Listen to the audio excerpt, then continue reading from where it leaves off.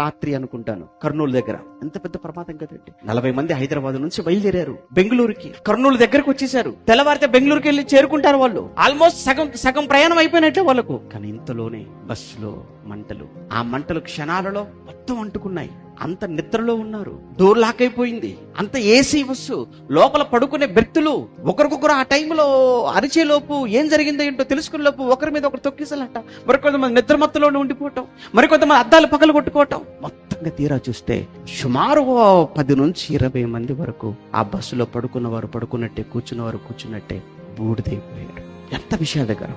కనీసం వార్త విన్నప్పుడు కానీ, చదివినప్పుడు కానీ, చూసినప్పుడు కూడా కనీసం మనిషిలో అయ్యో అన్న ఆ మాట కూడా ఆ మనిషిలో నుంచి రాలేకపోతుంది అని అంటే మనుషుల యొక్క హృదయాలు ఎంత పాషాణంలా, వాళ్ళ గుండెలు చూసారు ఎంత రాయిలాగా మారిపోయాయో. అనురాగ రహితులు అన్నాడు చూసారా.